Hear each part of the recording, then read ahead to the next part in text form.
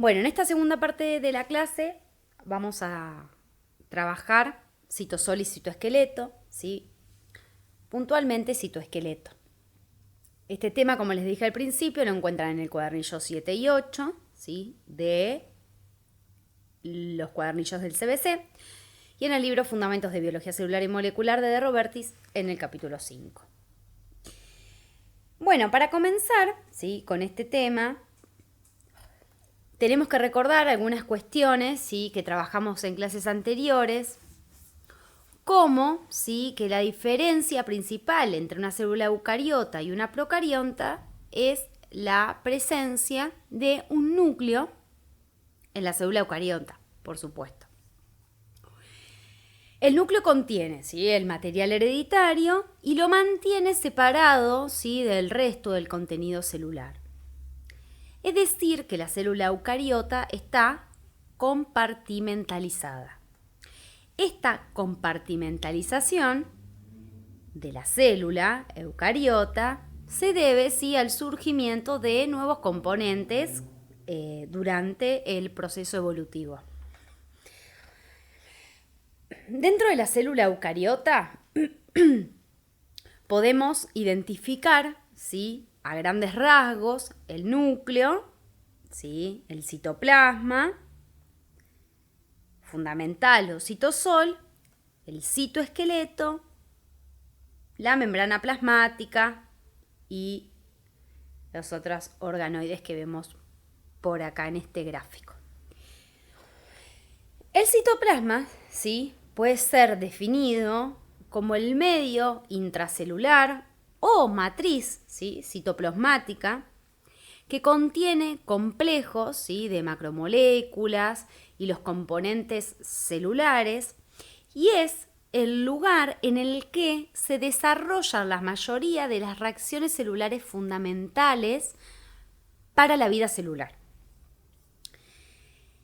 Las proteínas juegan un papel fundamental en esta compartimentalización de la célula eucariota. Es así que algunas proteínas son dirigidas a determinados orgánulos del sistema de endomembranas y otras proteínas quedan en el citosol como constituyente, ¿sí? Del mismo.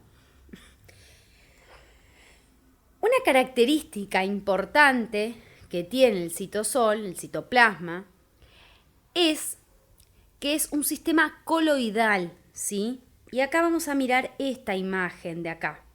Es un sistema coloidal formado por grandes macromoléculas como proteínas y ácidos nucleicos, con polisacáridos y algunos lípidos solventes en agua.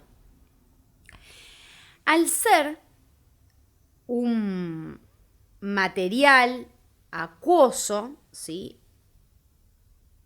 El citosol puede adquirir dos tipos de formas, ¿sí? Dependiendo las fuerzas de unión que se produce, entre las proteínas que se encuentran en él. Por lo tanto, cuando las proteínas que se encuentran en él se unen fuertemente, este coloide será viscoso y el citosol tendrá una consistencia de gel, como vemos acá. Si las fuerzas de unión son débiles, la consistencia será más fluida, conocida, ¿sí? Como estado de sol, que es la que vemos acá. Las posiciones, ¿sí? Características de las estructuras internas de la célula, ¿sí? Como vemos, volvemos a esta imagen, responde, ¿sí? A la necesidad, como les dije hoy, de una célula compleja y especializada, como es justamente la célula eucariota, de mantener a sus estructuras en lugares apropiados y controlar sus movimientos. Es, ¿sí? Justamente por esto que la célula eucariota posee un citoesqueleto. Entonces, pasemos al citoesqueleto puntualmente. El citoesqueleto es una red de filamentos proteicos o fibrillas, ¿sí? Cada filamento es un polímero helicoidal formado por la polimerización de monómeros de una proteína determinada. Y acá vemos los distintos filamentos que podemos encontrar. Entonces, de acuerdo, a su estructura se los va a denominar microtúbulos, ¿sí? Microfilamentos o filamentos intermedios.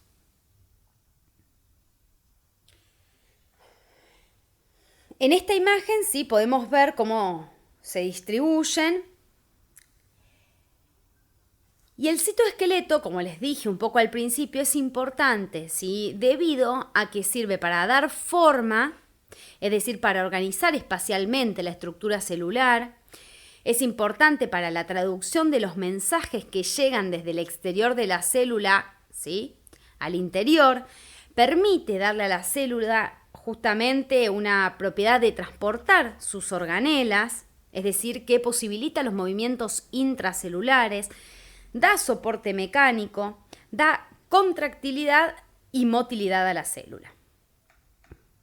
Vamos a ver esas funciones, ¿sí? Son aportadas, que estas funciones son aportadas por un filamento en particular, ¿sí? Que cada filamento tiene, ¿sí?, sus funciones. Antes de seguir, ¿sí?, les menciono que la matriz citoplasmática, entre la red del citoesqueleto, pueden encontrarse los ribosomas, que acá los vemos, ¿sí? Son parte de la maquinaria donde se sintetizan las proteínas. También podemos encontrar las chaperonas, ¿sí?, que son proteínas específicas que participan en el plegamiento, en el ensamblado y en la adquisición de la estructura tridimensional de muchas proteínas, y los protosomas, pero que estos ya se encargan de la degradación de las proteínas. Ahora vamos a pasar, ¿sí?, a describir cada componente del citoesqueleto. Y vamos a empezar por los microtúbulos. Los microtúbulos son cilindros largos y huecos formados por una proteína que es la tubulina. Su diámetro externo, ¿sí?, es de 25 nanómetros. Como les dije, están formados por una proteína, la tubulina, que es una proteína globular, que está constituida por dos subunidades, una alfa y una beta, las cuales justamente se polimerizan y forman una estructura cilíndrica alrededor de un anillo hueco, ¿sí?, con un lado de una polaridad positiva y otro lado negativo. De acuerdo a la localización, ¿sí?, donde se encuentran los microtúbulos, pueden ser citoplasmáticos, mitóticos, pero también están aquellos que forman parte de las cilias y los flagelos con sus cuerpos basales y centriolos, que ya esta cuestión la veremos, ¿sí?, más adelante cuando vayamos avanzando sobre la clase. Entonces, observemos, ¿sí?, un microtúbulo citoplasmático en un corte transversal, como vemos acá. Se observa una configuración anular, ¿sí?, que contiene 13 subunidades proteicas, donde se ve que la tubulina primero constituye un dímero y luego se polimeriza para formar el microtúbulo. Cada dímero está formado por las subunidades que les mencioné, alfa y beta tubulina.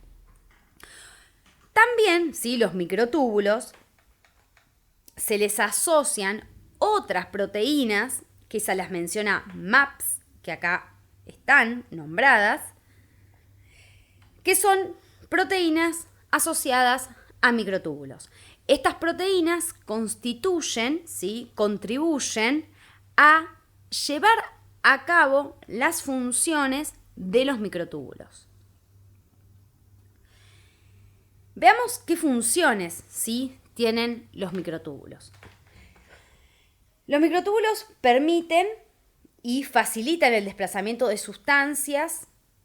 gránulos y vesículas del citoplasma, participan en la determinación de la forma celular y mantenimiento, intervienen en la movilidad de las células, forman parte, ¿sí?, del cetoesqueleto de las cilias y los flagelos, participando en su movimiento y tienen un rol importante en la división celular. Como yo les mencioné, los microtúbulos citoplasmáticos constituyen verdaderas vías, ¿sí?, de transportes por las que se movilizan sustancias, macromoléculas y organoides de un punto a otro, ¿sí?, del citoplasma.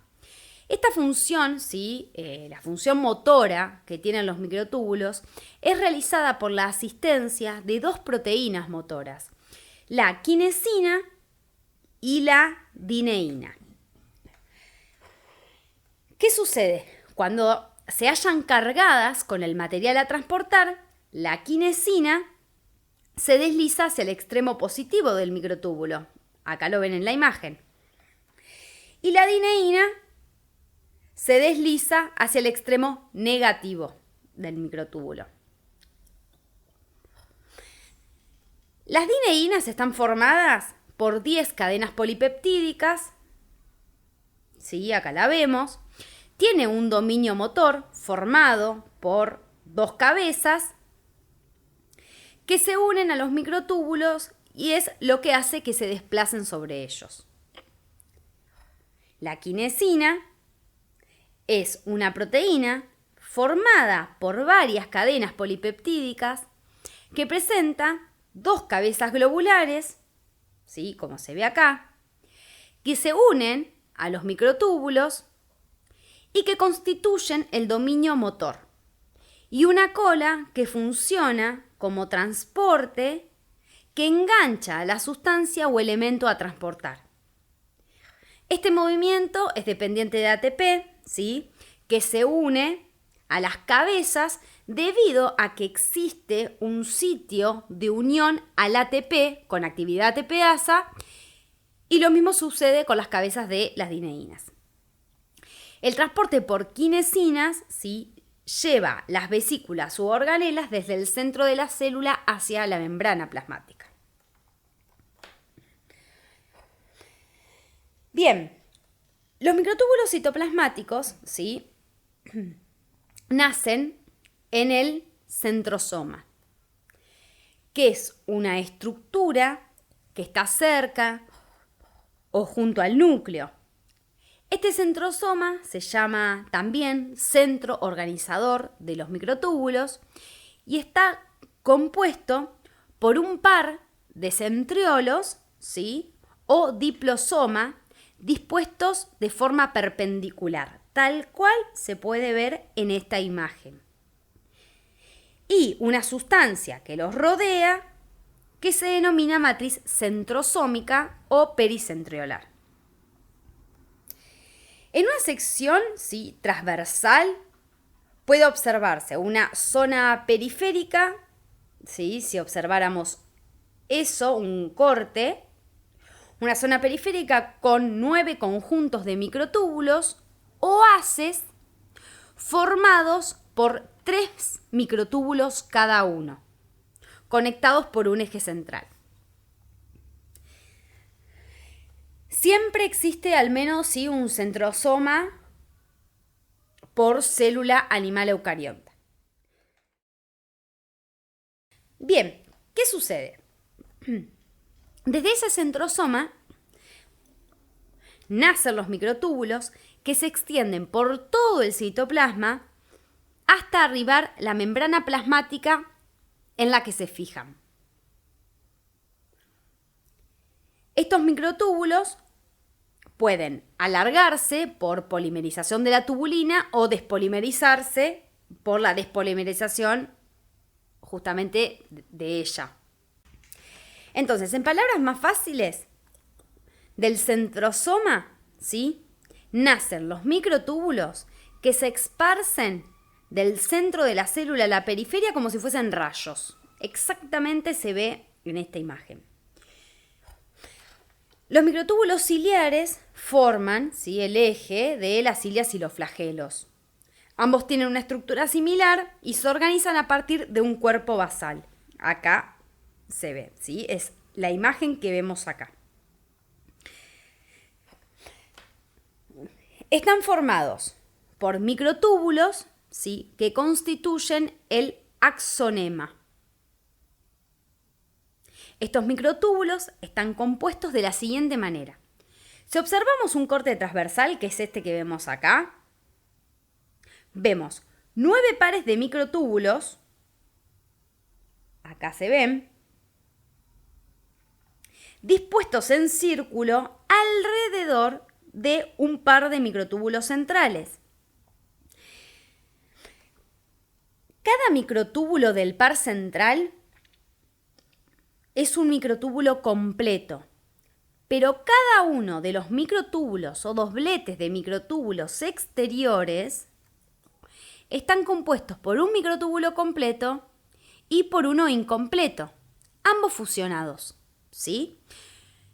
Los microtúbulos del axonema están asociados, ¿sí?, a proteínas accesorias, de las cuales las más importantes son la adeneína y la anexina, cuyas cabezas interaccionan con microtúbulos adyacentes y generan justamente un movimiento de desplazamiento entre esos microtúbulos.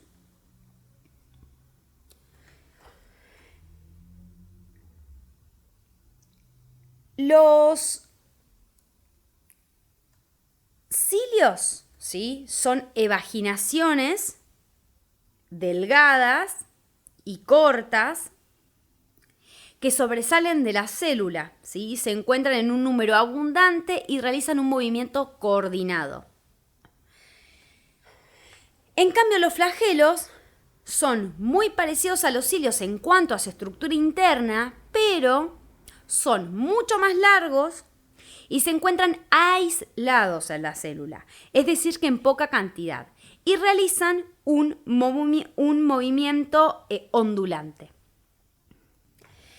Entre las funciones de estos organoides está la de integrar organismos unicelulares como flagelados y ciliados, o en organismos pluricelulares se encuentra la de desplazar fluidos, ¿sí?, sobre la superficie celular, o integrar, por ejemplo, la gameta masculina, ¿sí?, que posee un flagelo. En este esquema vemos, ¿sí?, el movimiento de las cilias y los flagelos, ¿sí?, el cilio por acá y el flagelo acá, y cómo nacen del cuerpo basal.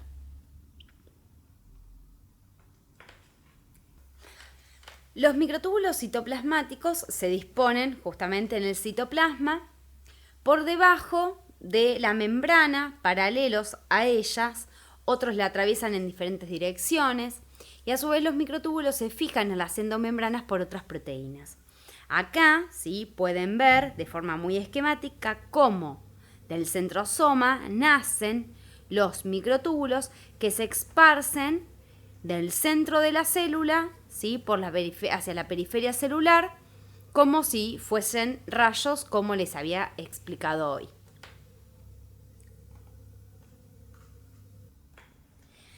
Bien, veamos ahora los microfilamentos, ¿sí?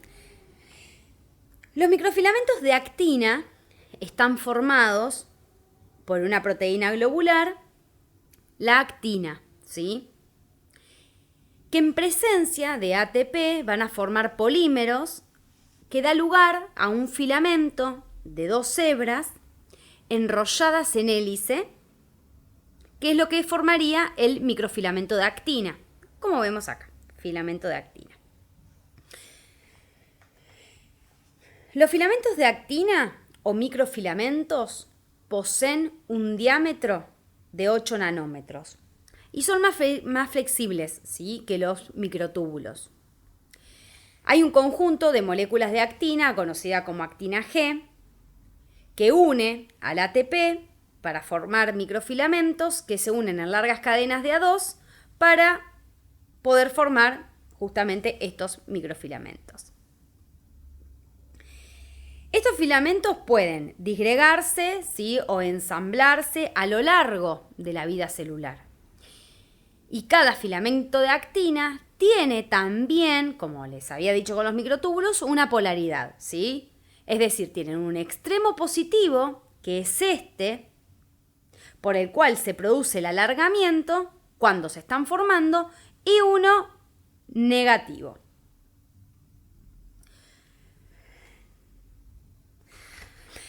Estos filamentos son más finos y cortos que los microtúbulos, pero más flexibles y abundantes.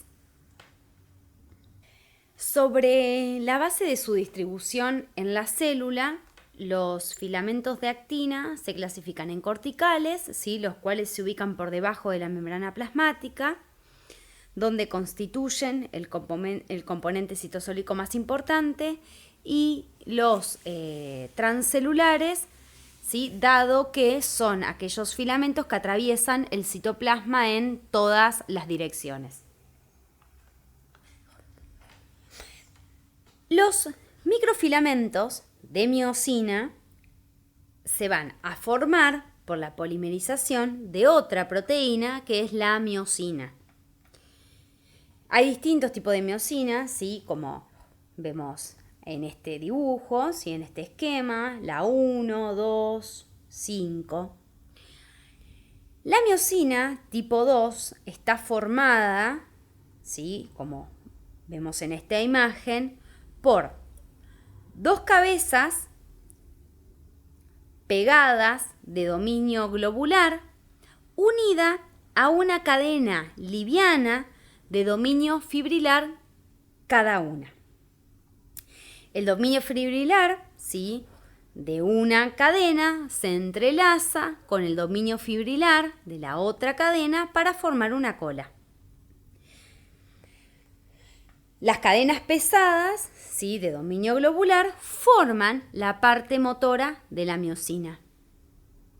A su vez, las moléculas de miosina, ¿sí?, se unen para formar filamentos con las colas hacia adentro y las cabezas hacia la periferia. ¿Qué ocurre?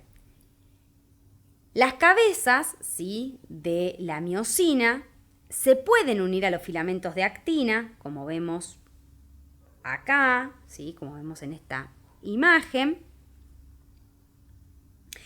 que con la presencia de ATP, la miosina rota, ¿sí?, su cabeza y se moviliza sobre la actina.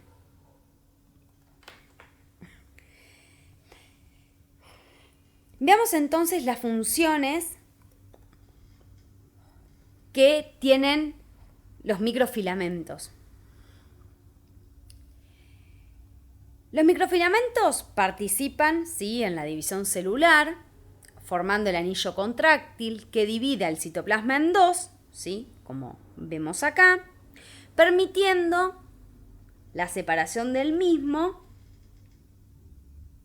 hasta, ¿sí?, obtener dos células hijas.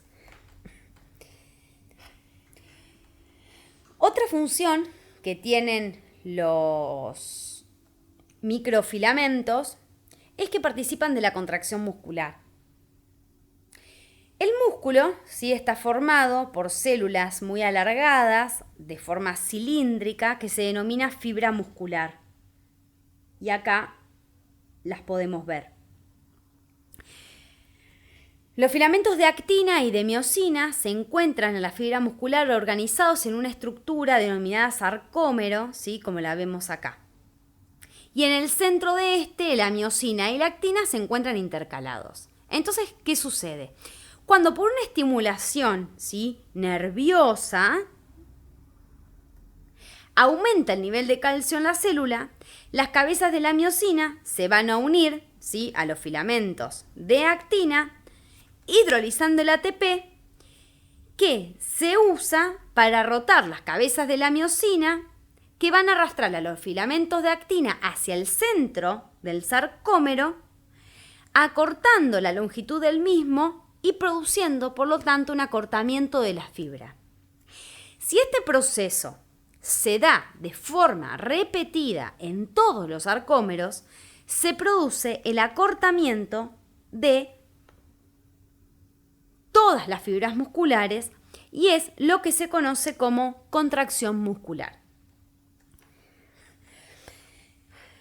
En algunos epitelios, ¿sí?, la superficie de las células se proyecta en prolongaciones de citoplasma, rodeado de membranas, ¿sí?, que contienen finos filamentos de actina. Los filamentos, ¿sí?, van a permitir que estas estructuras adquieran rigidez, sobre todo las prolongaciones celulares, ¿sí?, como son justamente las microvellosidades, donde los microfilamentos, ¿sí?, se disponen en forma paralela, como lo vemos en este dibujo, que van a construir como una especie de andamio que va a estabilizar y le va a dar rigidez, ¿sí?, a la vellosidad. En el epitelio intestinal, por ejemplo, las microvellosidades son muy abundantes, ¿sí?, y permiten aumentar la superficie de absorción. Los microfilamentos también forman los pseudópodos, ¿sí?, que permiten a ciertas células el desplazamiento y la fagocitosis. Bien, llegamos a los filamentos intermedios, con quienes abordaremos esta última parte del citoesqueleto. Vamos a ver la estructura de los filamentos intermedios, su dinámica y su organización. Los filamentos intermedios son filamentos compactos, como lo vemos acá en el dibujo. El diámetro de estos filamentos intermedios es de 10 nanómetros y se denominan justamente intermedios porque tienen un grosor menor que los microtúbulos, pero mayor que los filamentos de actina, ¿sí? Y los filamentos intermedios son los que más resisten, ¿sí?, a las fuerzas deformadoras. Estos filamentos son no contráctiles, se los encuentra en la célula de los tegumentos, como por ejemplo la piel, donde la proteína que predomina es la queratina. La composición química de los filamentos intermedios es diversa, es decir, que como les dije al principio, pueden estar formados por distintas proteínas fibrosas. Por esta causa, ¿sí?, aunque también por su morfología y su distribución en las distintas células, se los agrupa, ¿sí?, en justamente distintos tipos. Entonces tenemos los neurofilamentos que se encuentran en las neuronas, los filamentos de desmina, los filamentos gliales, filamentos de vimentina, queratinas epiteliales y laminosfilamentos. Bien, todos los filamentos intermedios muestran la misma organización estructural. Y se trata de polímeros lineales, ¿sí?, como vemos acá, cuyos monómeros son proteínas que presentan una estructura en hélice fibrosa. Esto los diferencia de los microtúbulos y los filamentos de actina que poseen monómeros de proteínas globulares.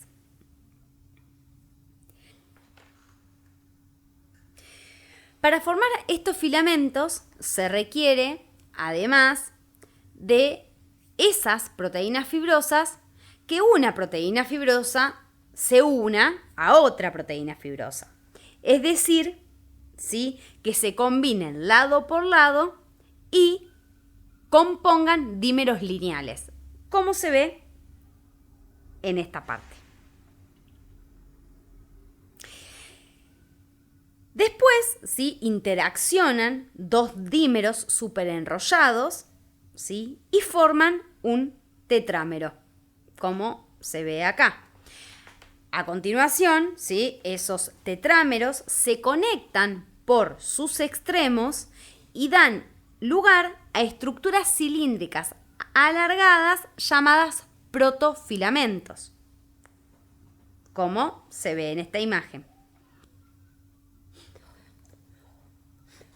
Los filamentos intermedios se forman con 4 pares de protofilamentos, los cuales se adosan por sus lados y componen una estructura fibrilar. A pesar, ¿sí?, de las diferencias entre los monómeros de proteínas, ¿sí?, que yo les mencioné hoy, que forman las diferentes clases de filamentos intermedios, todos se organizan en la forma en que les acabo de explicar. Bien, en cuanto a sus funciones, estos filamentos sí están unidos a proteínas de membrana plasmáticas, participando de las uniones intercelulares, principalmente los desmosomas, que fijan ¿sí?, la membrana de una célula a la matriz intercelular de otra. Los desmosomas son estructuras celulares que mantienen adheridas a las células vecinas, ¿sí?, donde los dominios citosólicos se fijan a filamentos intermedios compuestos de queratina y desmina. Acá una aclaración. Las uniones adherentes comparten la característica de fijar células, pero a través de sus filamentos citosólicos, pero que en este caso son filamentos de actina. Los filamentos intermedios, ¿sí?, otorgan resistencia mecánica y estabilidad. Es decir, que su función principal es de índole mecánica. De ahí que se encuentran mucho más desarrollados en células sometidas, ¿sí?, a grandes tensiones.